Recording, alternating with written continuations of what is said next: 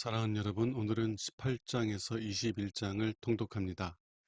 18장에서 빌닷은 욥이 고난을 받는 것은 그가 하나님을 알지 못하는 자이기 때문이라고 정죄합니다. 19장에서 욥은 자신을 정죄하는 빌닷에게 자신을 괴롭히지 말고 오히려 불쌍히 여겨달라고 부탁합니다. 그러나 20장에서 소발은 욥을 불쌍히 여기는 것이 아니라 빌닷처럼 악인들의 운명에 대해 말하며 욥을 악인이라고 정죄합니다. 21장에서 욥은 악인들이 죽을 때까지 평안히 지내는 예를 들며 친구들의 정죄가 옳지 않음을 말합니다. 오늘 말씀을 통해서 자신이 옳다고 여기는 마음이 어떻게 다른 사람들을 힘들게 만들 수 있는지에 대해서 묵상해 보시기 바랍니다. 18장 빌닷. 그때 수아 사람 빌닷이 말하였다. 내가 언제나 말문을 닫겠느냐. 좀 더 지각 있는 말을 하여라. 그러면 우리가 대답하겠다. 내가 무엇 때문에 우리를 짐승처럼 어리석게 여기느냐. 내가 분을 못 이겨 내 옷을 찢는다고 해서 이것이 땅을 흔들어 바위를 그 자리에서 옮기겠느냐. 악인의 빛은 꺼지고 그 불꽃은 타오르지 않을 것이며 그의 집안에는 등불이 꺼지고 온통 어두움만 있을 것이다. 악인은 힘찬 걸음걸이도 맥이 풀리고 자기가 꾸민 꾀에 자기가 빠질 것이며 그는 제 발로 그물에 들어가 발이 걸리고 발 뒤꿈치가 덫에 치여 잡힐 것이다. 땅에는 그를 잡아 묶을 올가미가 숨겨져 있으며 그의 길에는 함정이 기다리고 있고 무서운 일들이 사방에서 그를 놀라게 하며 그림자처럼 그를 따라다닐 것이다. 악인은 굶주림에 시달려 그 힘이 빠지고 재앙이 그 곁에서 기다릴 것이며 질병이 그의 피부를 좀먹고 그의 팔다리를 삼킬 것이다. 그는 안전하게 살던 자기 집에서 뽑혀 무서운 죽음의 사자에게 끌려갈 것이니 그 집은 유황을 뿌려 소독을 한 다음에 다른 사람이 살게 될 것이며 아래에서는 그의 뿌리가 마르고 위에서는 그의 가지가 시들 것이다. 그에 대한 모든 기억은 땅에서 사라질 것이며 그의 이름을 기억하는 자가 아무도 없을 것이다. 그는 세상에서 추방되어 빛의 세계에서 흑암의 세계로 쫓겨갈 것이며 그에게는 유가족도 없고 후손도 없을 것이다. 동서사방에서 그의 소식을 듣는 사람들이 다 무서워서 떨며 놀랄 것이니 이것이 바로 하나님을 알지 못하는 자들의 운명이다. 19장 욥. 그래서 욥이 이렇게 대답하였다. 너희가 언제까지 나를 괴롭히고 말로 나를 꺾을 작정이냐. 너희가 10번이나 나를 책망하며 학대하고도 부끄러워하지 않는구나. 나에게 정말 잘못이 있다고 해도 그것은 나 혼자만의 문제이다. 너희는 나보다 낫다고 생각하며 내가 당하는 어려움이 내 죄의 대가라고 여기고 싶겠지만 너희가 먼저 알아야 할 것은 나를 이렇게 하신 분이 하나님이시며 그가 나를 잡기 위해서 덫을 놓았다는 사실이다. 내가 학대를 받고 있다고 부르짖어도 아무런 응답이 없고 도움을 요청하여도 해결해주는 자가 없구나. 하나님이 내 길을 막아 나를 지나가지 못하게 하시며 그 길을 가려 어둡게 하시고 또 나의 영광을 빼앗아 가셨으며 내 머리에 면류관을 벗기셨다. 그가 사방에서 나를 치심으로 내가 죽게 되었다. 그가 나무 뽑듯이 내 희망을 뿌리째 뽑아버리시고 나를 향해 노하시며 나를 원수같이 여기시고 그의 군대를 보내 내 집을 포위하는구나. 하나님이 내 형제들을 내게서 멀리 떠나게 하심으로 나를 아는 자들에게 내가 낯선 사람이 되고 말았다. 내 친척들도 나를 저버리고 내 친구들도 모두 나를 잊었다. 내 집에 묵고 있는 손님들과 심지어 내 종들까지도 나를 모르는 척하므로 내가 그들에게 외국 사람같이 되고 말았다. 내 종을 불러도 대답하지 않으니 내가 사정하는 신세가 되었다. 내 아내도 내 입에서 나는 냄새를 맡지 못하고 내 형제들도 내 곁에 가까이 오기를 싫어하며 어린아이들까지 나를 보면 업신여기고 조롱하는구나. 나의 제일 가까운 친구들도 나를 싫어하며 내가 사랑하던 사람들도 돌이켜 나의 대적이 되었다. 나는 뼈와 가죽만 남아 겨우 목숨만 붙어있는 신세가 되었구나. 내 친구들이여 나를 좀 불쌍히 여겨다오. 하나님의 손이 나를 치셨다. 너희가 어째서 하나님처럼 나를 핍박하느냐? 나를 이처럼 괴롭히고도 아직 마음에 만족함이 없느냐? 누가 내 말을 기억하였다가 책에 기록해 두었으면, 누가 철필로 내 말을 돌에 새겨 그것이 영원히 보존되도록 했으면 좋겠구나. 내가 알기에는 나를 구하실 분이 살아계심으로 그가 결국 땅 위에 서실 것이다. 내 육체의 가죽이 썩은 후에는 내가 육체 밖에서 하나님을 볼 것이며 그때는 내 눈이 그를 보아도 낯선 사람처럼 하지 않을 것이니 내 마음이 한없이 설레는구나. 너희는 우리가 어떻게 그를 괴롭혀줄까 하고 나를 칠 구실을 찾겠지만 너희는 칼을 두려워해야 한다.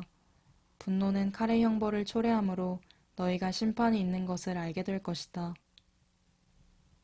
20장 소발. 그때 나아마 사람 소발이 말하였다. 내 말을 들으니 마음이 답답해서 너에게 대답하지 않을 수 없구나. 내가 부끄러운 말로 나를 책망하였으니 나도 너에게 할 말이 있다. 너도 알겠지만 사람이 세상에 처음 나타난 때부터 악인의 승리는 오래가지 못했고 경건치 못한 자의 즐거움도 다 순간적이었다. 비록 경건치 못한 자의 교만이 하늘까지 치솟고 그 머리가 구름에까지 닿을지라도 그는 자기 똥처럼 영원히 사라질 것이니 그를 아는 자마다 그가 어디에 있느냐 할 것이다. 그는 꿈같이 지나가 버리고 밤의 환상처럼 사라져 다시 보이지 않을 것이며 그의 친구나 가족도 그를 다시는 보지 못할 것이다.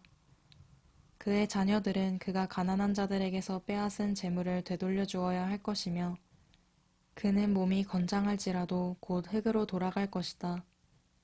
그가 악의 맛이 달아서 혀 밑에 감추고는 뱉어버리지 못하고 입에 물고 있어도 그것이 창자에서 독소로 변해 독사의 독과 같이 될 것이다.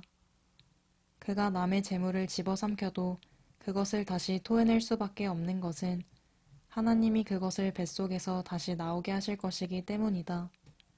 악인이 삼키는 것은 독사의 독과 같아서 결국 그를 죽이고 만다. 그는 젖과 꿀이 흐르는 강을 보지 못할 것이며 수고하여 얻은 것도 먹어보지 못하고 내어주어야 할 것이며 장사하여 모은 돈도 쓰지 못할 것이다. 이것은 그가 가난한 자를 돌보지 않고 학대하며 남의 집을 빼앗았기 때문이다. 그는 만족할 줄 모르고 언제나 욕심을 내지만 자기가 갖고 싶은 것을 하나도 간직하지 못할 것이며 남기는 것 없이 닥치는 대로 먹어치우므로 그가 누리던 번영도 끝장이 나고 말 것이다. 악인은 풍족할 때에도 고통을 당할 것이니 불행이 그에게 밀어닥칠 것이다. 그가 자기 배를 채우려 할 때 하나님은 분노의 불을 토해 그에게 비처럼 쏟을 것이다. 그가 철로 만든 무기를 피하면 놋 화살이 그를 꿰뚫을 것이며 그가 몸에서 그 화살을 빼내면 번쩍이는 촉이 그의 쓸개에서 나와 그의 마음이 두려움에 사로잡힐 것이다. 아주 캄캄한 어두움이 그의 재물을 삼킬 듯이 기다리며 사람이 피우지 않은 불이 그를 사르고 그 집 안에 남은 것을 삼킬 것이다. 하늘이 그의 죄를 드러낼 것이요 땅이 그를 대적하여 증언할 것이며 그의 제사는 하나님의 분노의 홍수에 떠내려가고 말 것이다. 이것이 바로 하나님이 정해놓으신 악인들의 운명이다. 21장 욥. 그래서 욥이 이렇게 대답하였다. 너희는 내 말을 잘 들어라. 이것이 너희가 나를 위로하는 길이다. 나에게 먼저 말할 기회를 달라. 너희가 조롱하더라도 내 말이 끝난 다음에 하라. 내가 사람에게 원망하는 것이 아니라 하나님께 원망하고 있으니 어찌 내 마음이 초조하지 않겠느냐. 너희는 나를 보면 놀라겠지만 말은 하지 말아라. 내가 당한 일을 생각만 해도 소름이 끼친다. 어째서 악인은 죽지도 않고 오래 살며 그 세력이 점점 강해지는가. 그들은 자녀들이 성숙하게 자라가는 것을 보고 그 손자들까지 무럭무럭 자라는 것을 보며 살고 있다. 그들의 집은 평안하며 두려워해야 할 일이 없고 하나님도 그들을 벌하시지 않으며 그들의 손은 새끼도 잘 낳는다. 그들의 자녀들은 양떼처럼 뛰어놀고 마냥 즐거워 세월을 노래와 춤으로 보내며 아무것도 부족한 것 없이 편안하게 수명대로 살다가 죽을 때도 고통 없이 죽는다. 그런데도 그들은 하나님께 우리를 내버려 두시오. 우리는 당신의 도리를 알고 싶지 않습니다. 전능하신 자가 누군데 우리가 그를 섬기며 우리가 그에게 기도한들 무슨 유익이 있겠습니까? 하는구나. 그러나 그들의 번영이 그들의 손에 달려있는 것이 아니므로 악인의 계획은 나와 거리가 멀다. 악인의 등불이 꺼진 적이 몇 번이나 되며 그들 중에 재앙을 만난 사람이 몇이나 되는가. 하나님이 노하셔서 악인들을 벌하시며 그들을 바람 앞에 지푸라기나 태풍에 불려가는 겨처럼 되게 하신 적이 몇 번이나 있었는가. 너희는 하나님이 그들의 자녀들을 벌하실 것이라고 말하지만 하나님은 그 자녀들을 벌하시는 것이 아니라 죄를 짓는 바로 그 사람을 벌하셔서 그에게 자기 잘못을 깨닫게 하신다.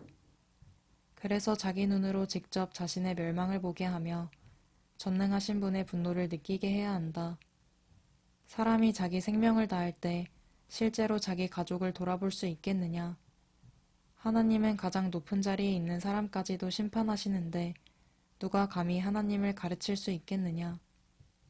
어떤 사람은 죽는 날까지 건강하고 잘 먹고 잘 살며 편안하게 지내고 또 어떤 사람은 죽는 그날까지 마음의 고통에서 헤어나지 못하고 한 번도 제대로 행복하게 살아보지 못한다. 그렇지만 죽어서 땅속에 묻히고 구더기에 밥이 되는 것은 마찬가지이다. 나는 너희가 무슨 생각을 하고 있는지 알고 있으며 나를 해치려는 계획도 다 알고 있다. 너희는 위인의 집이 어디 있으며 악인들의 집이 어디 있느냐고 말하고 있다. 너희는 길 가는 사람들에게 물어보지도 않았느냐? 너희는 그들의 증언을 듣지도 못했느냐? 그들의 말에 의하면 하나님이 분노하셔서 재앙을 내리시는 날에 언제나 살아남는 것은 악인들이라고 한다. 악인을 면전에서 비난하거나 그가 행한 대로 갚아줄 자가 누구인가? 그가 무덤으로 들어가도 그 무덤을 지키는 자들이 있으며 그의 장례 행렬에는 수많은 조객들이 뒤따르고 심지어 골짜기의 흙덩이까지도 그의 몸을 부드럽게 덮어준다. 그러니 너희 위로가 어찌 헛되지 않겠느냐? 너희 대답은 전부 거짓말뿐이다. 사랑하는 여러분, 오늘 말씀을 통해서 다음 사실을 묵상해 보시기 바랍니다. 욥의 친구들은 욥이 고난을 받는 원인이 그의 죄 때문이라고 말합니다. 그러나 욥은 묻습니다. 만일 하나님이 나의 죄 때문에 나에게 이러한 고난을 주신 것이라면 그러면 왜 악인들은 평안하게 살다가 죽을 때도 고통 없이 죽는 것인가? 만일 욥의 죄 때문에 고난을 받고 있는 것이라면 그러면 악인들도 욥처럼 고난을 받아야만 할 것입니다. 그러나 현실은 그렇지 않습니다. 악한 자들은 평안히 살다가 죽고 오히려 착한 사람들은 고난 속에 살다가 죽어가는 일이 비일비재한 것입니다. 사랑하는 여러분, 우리는 고난의 문제를 단순히 누구의 죄 때문인지의 관점에서 바라보아서는 안 됩니다. 만일 이러한 관점에서 바라본다면 그러면 욥의 친구들처럼 우리가 너처럼 고난을 받지 않는 것은 우리가 의로운 삶을 살았기 때문이다. 그러나 너는 너희 죄 때문에 고난을 받고 있는 것이다. 라고 말하며 고난 중에 있는 욥을 정죄하고 자신들은 높이게 될 것입니다. 우리는 고난의 원인을 찾는 것이 아니라 고난의 목적을 바라보아야 합니다. 그리고 하나님을 신뢰하며 고난의 때에 더욱더 하나님께 가까이 나가야 합니다.